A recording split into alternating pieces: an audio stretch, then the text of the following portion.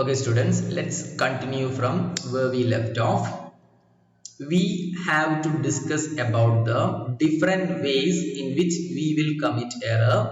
You'll understand the different ways in which we'll commit error, and we'll discuss some techniques to reduce that error. Okay, first method is instrumental error. Instrumental error. In order to speak about instrumental error, let us say if we are having a square piece, this is a square wooden block, and we have to measure the length and breadth of this wooden block. അതിനു വേണ്ടിയിട്ട് നമ്മൾ പല പല instruments use ചെയ്യാം. നമുക്ക് പരിചയമുള്ളത് we will use scale. ഒരു measuring Tapo അല്ലെങ്കിൽ ഒരു സ്കെയിലൊക്കെ ഉപയോഗിച്ചിട്ട് നമുക്ക് ഇതിന്റെ ലെങ്ത്തും ബ്രെഡ്ത്തും കണ്ടുപിടിക്കാം. അതുകൂടാതെ അതിനേക്കാൾ കുറച്ചുകൂടി ആക്യുറസി തരുന്ന, കുറച്ചുകൂടി ഇൻഡെപ്ത് മെഷർമെന്റ് തരുന്ന വേറെ ഡിവൈസുകളൊക്കെ ഉണ്ട്. സ്ക്രൂ ഗേജ്, വെർനിയർ കാലിബർ എന്നൊക്കെ പറയുന്ന സാധനം കുറച്ചുകൂടി ആക്യുറേറ്റ് ആയിട്ടുള്ള, കുറച്ചുകൂടി ഇൻഡെപ്ത് ആയിട്ടുള്ള മെഷർമെന്റ് തരും. Therefore, by using different instruments, we will get different errors. അതായത് ഒരു മെഷറിംഗ് സ്കെയിൽ ഉപയോഗിച്ച് മെഷർ ചെയ്യുന്നതിന്റെ എററിനേക്കാൾ കുറവ് എറർ ആയിരിക്കും ഒരു വെർനിയർ കാലിബർ ഉപയോഗിച്ച് മെഷർ ചെയ്യുമ്പോൾ കിട്ടുക. അതിനേക്കാൾ കുറഞ്ഞ എറർ ആയിരിക്കും ഒരു സ്ക്രൂ ഗേജ് എന്ന് പറയുന്ന ഇൻസ്ട്രുമെന്റ് ഉപയോഗിച്ച് മെഷർ ചെയ്യുമ്പോൾ കിട്ടുക. അപ്പം ഇൻസ്ട്രുമെന്റ്സ് മാറുന്നതനുസരിച്ച് നമുക്ക് ഒരേ ഫിസിക്കൽ ക്വാണ്ടിറ്റിനെ മെഷർ ചെയ്യുമ്പോൾ തന്നെ കിട്ടുന്ന എറേഴ്സ് ഡിഫറെന്റ് ആയിരിക്കും. ഇനി നമ്മളിപ്പം സ്കെയിൽ തന്നെ നമ്മളിപ്പോൾ എന്ത് ചെയ്യുന്നതിനാല് നിങ്ങളുടെ അടുത്തുള്ള സ്കെയിലിൽ ഉള്ള റീഡിങ്സ് ഒക്കെ മാഞ്ഞു പോയിട്ടുണ്ടെങ്കിൽ അങ്ങനെയുള്ള ഒരു സ്കെയിൽ ഉപയോഗിച്ച് കിട്ടുന്ന മെഷർമെന്റും എന്ത് ചെയ്യും, എറർ കൂടുതലുള്ള എറർ മെഷർമെന്റ് ആയിരിക്കും. ചില സ്കെയിൽസിൽ you might have noticed that ചില സ്കെയിൽസിൽ ഇങ്ങനെ കുറെ റീഡിങ്സ് ആണുള്ളത് വെച്ചാല് വേറെ ചില സ്കെയിൽസിൽ ഇതേ റീഡിങ്സിന്റെ ഇടയിൽ കുറച്ച് ഫൈൻ ലൈൻസ് ഒക്കെ ഉണ്ടാവും അല്ലെ.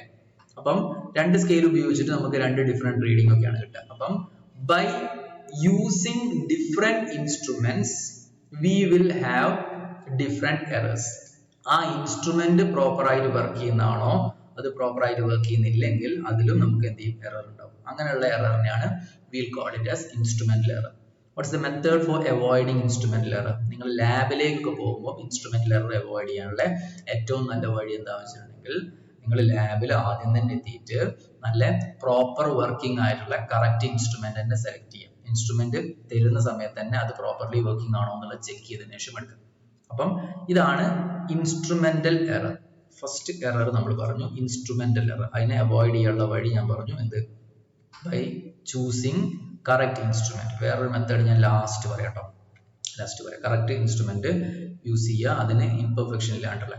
പിന്നെ the second error is imperfection in experimental technique or procedure. അതായത് നമ്മളുടെ എക്സ്പെരിമെന്റൽ ടെക്നിക്കിലും പ്രൊസീജിയറിനൊക്കെ അത് ഇംപെർഫെക്ഷന്റെ എററും ഉണ്ടാവും. അതായത് നിങ്ങൾക്ക് ഇപ്പം എന്ത് ചെയ്യുന്നതിനാല് എന്തെങ്കിലും ഒരു ഡിവൈസ്, ഫോർ എക്സാമ്പിൾ ഒരു വെയിങ് ബാലൻസ്, നമ്മളെ കൺവെൻഷണൽ ആയിട്ടുള്ള ഒരു വെയിങ് ബാലൻസ് നിങ്ങളുടെ അടുത്തുണ്ട്. ആ വെയിങ് ബാലൻസ് നല്ല കറക്റ്റ് ആയിട്ട് വർക്ക് ചെയ്യുന്ന ഒരു ഇൻസ്ട്രുമെന്റ് ആണ് ചോദിച്ചു. പക്ഷെ ആ വെയിങ് ബാലൻസിൽ എങ്ങനെ വെയിറ്റ് മെഷർ ചെയ്യുന്നുള്ളതിന്റെ ടെക്നിക്ക് നിങ്ങൾക്ക് അറിയില്ലായിരിച്ചോ. അങ്ങനെയാണെങ്കിൽ നിങ്ങൾ എറർ ഉണ്ടാക്കും. അപ്പം if you are not aware of the correct experimental technique or procedure in measuring that measurement, you will be having errors. അതായത് നിങ്ങളിപ്പം ഒരു സ്കെയിലാണെങ്കിൽ തന്നെ ആ സ്കെയിലിനെ എങ്ങനെ ഉപയോഗിക്കും എന്നറിയാത്ത ഒരാളടുത്തേക്ക് കൊടുത്തിട്ട് അയാളോട് അത് മെഷർ ചെയ്യാൻ പറഞ്ഞിട്ടുണ്ടെങ്കിൽ അവിടെ എറർ കൂടുതലായിരിക്കും അല്ലെ. അപ്പം കറക്റ്റ് ടെക്നിക്കും പ്രൊസീജിയറും മനസ്സിലാക്കി വെക്കുന്നില്ലെങ്കിൽ അപ്പോഴും എറർ ഉണ്ടാവും. അപ്പൊ ഈ imperfection in experimental technique or procedure, അതിനെ ഒഴിവാക്കാനുള്ള വഴി എന്താ, നമ്മള് ലാബിലേക്ക് എന്തെങ്കിലും ഒരു ഇൻസ്ട്രുമെന്റിനെ യൂസ് ചെയ്യാൻ ഉള്ള ഒരു സാഹചര്യം ഉണ്ടെങ്കിൽ അതിന്റെ ടെക്നിക്കും പ്രൊസീജിയറും കറക്റ്റ് ആയിട്ട് മനസ്സിലാക്കിയതിനു ശേഷം മാത്രം അത് യൂസ് ചെയ്യാം.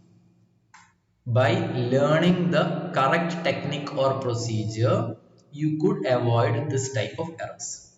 ഇനി അടുത്തൊരു എററിനെ നമുക്ക് പറയാം, we will call it as random error. അതായത് നിങ്ങൾ കറക്റ്റ് ഇൻസ്ട്രുമെന്റ് ഒക്കെ സെലക്ട് ചെയ്തു, പിന്നെ നിങ്ങൾ എന്ത് ചെയ്തു, നിങ്ങൾ ആ കറക്റ്റ് ടെക്നിക്കും പ്രൊസീജിയറും എടുത്തു. പക്ഷേ നിങ്ങളെ കയ്യിലില്ലാത്ത ചില കാരണങ്ങൾ കൊണ്ട്, അതായത് എൻവയറമെന്റൽ വേരിയേഷൻസിനെ കൊണ്ടും അതേമാതിരി തന്നെ ടെമ്പറേച്ചർ വേരിയേഷൻ, അതൊന്നും നമുക്ക് കൺട്രോൾ ചെയ്യാൻ പറ്റുന്ന കാര്യങ്ങളൊന്നുമല്ല. അപ്പം എൻവയറമെന്റൽ വേരിയേഷൻ അനുസരിച്ചും ടെമ്പറേച്ചർ വേരിയേഷൻ അനുസരിച്ചിട്ടൊക്കെ ചിലപ്പം നിങ്ങൾ കിട്ടുന്ന മെഷർമെന്റിൽ ചെറിയ ചെറിയ വ്യത്യാസം ഉണ്ടാവും.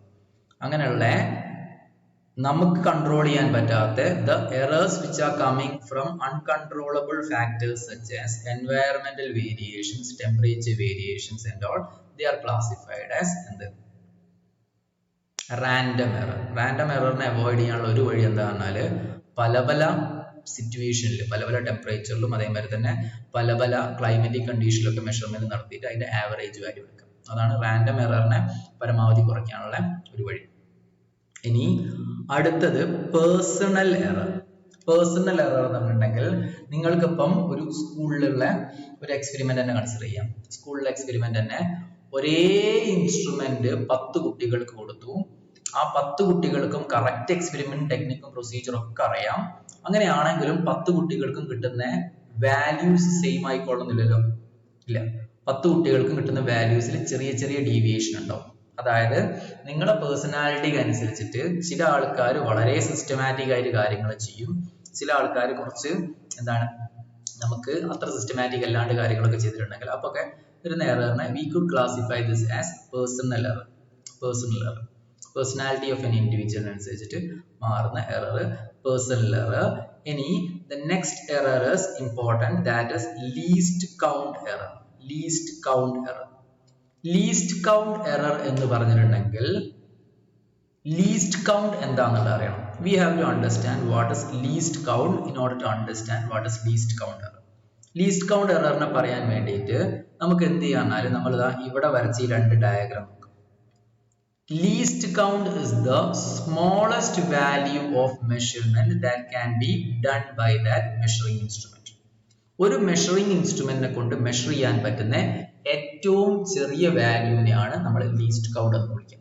The smallest value of measurement that can be done by using a measuring instrument, it is called as least count. Let's look at these two diagrams. ഇവിടെയുള്ള ഈ രണ്ട് ഡയഗ്രത്തിൽ നോക്കുകയാണെങ്കിൽ ഫസ്റ്റ് സ്കെയിലിൽ മെഷർ ചെയ്യാൻ പറ്റുന്ന ഏറ്റവും ചെറിയ വാല്യൂ എന്ന് പറയുന്നത് ഇതാണ്. ഇതിനേക്കാൾ ചെറിയ വാല്യൂവിനെ നമ്മുടെ ഈ സ്കെയിൽ ഉപയോഗിച്ചിട്ട് നമുക്ക് കറക്റ്റ് ആയിട്ട് എക്സ്പ്രസ് ചെയ്യാൻ പറ്റില്ലല്ലോ, ഇല്ല.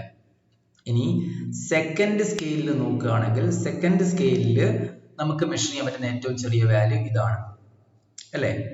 അതില് ഫസ്റ്റ് സ്കെയിലും സെക്കൻഡ് സ്കെയിലും നോക്കുകയാണെങ്കിൽ ഫസ്റ്റ് സ്കെയിലിന്റെ ലീസ്റ്റ് കൗണ്ട് കുറച്ച് വലുതാണ്, സെക്കൻഡ് സ്കെയിലിന്റെ ലീസ്റ്റ് കൗണ്ട് ലേശം ചെറുതാണ്.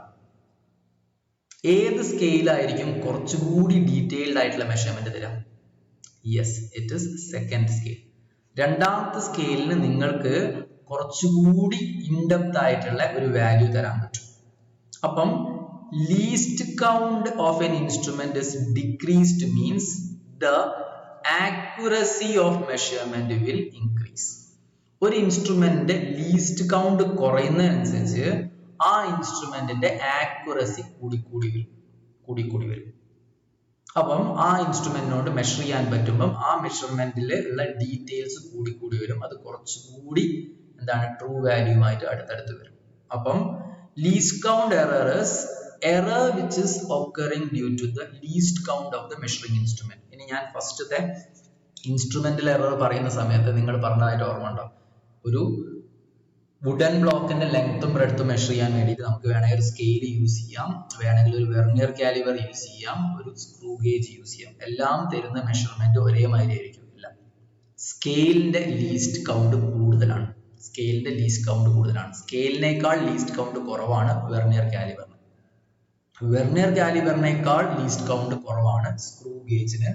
അപ്പം by using instruments with least count we could increase the accuracy in the measurement. ഒരു മെഷർമെന്റിലെ ആക്യുറസി നമുക്ക് കൂട്ടാൻ പറ്റും. എങ്ങനെയുള്ള ഇൻസ്ട്രുമെന്റ് സെലക്ട് ചെയ്യണം? we have to select instrument with very small least count വളരെ കുറവുള്ള ഇൻസ്ട്രുമെന്റ്സിനെ സെലക്ട് ചെയ്താൽ നമുക്ക് ആ ഇൻസ്ട്രുമെന്റ് എന്ത് കൂട്ടാൻ പറ്റും? ആക്യുറസി കൂട്ടാൻ പറ്റും. അപ്പം അങ്ങനെ പല പല ലീസ്റ്റ് കൗണ്ട് ഉള്ള ഇൻസ്ട്രുമെന്റ്സ് ഉപയോഗിച്ച് മെഷർമെന്റ് നടത്തിയിട്ടുണ്ടെങ്കിൽ കിട്ടുന്ന വാല്യൂസ് ഡിഫറെന്റ് ആയിരിക്കും. ഓക്കെ, അപ്പം that is the types of errors. നമ്മളിപ്പം എന്ത് ചെയ്യും, എങ്ങനെയൊക്കെ എററിനെ കമ്മിറ്റ് ചെയ്യാൻ പറ്റും, ആ എററിനെ എങ്ങനെയൊക്കെ അവോയ്ഡ് ചെയ്യാൻ പറ്റും എന്നുള്ളതിന്റെ കുറച്ച് കാര്യങ്ങളാണ് നമ്മൾ ഇവിടെ പറഞ്ഞത്. ഓക്കെ.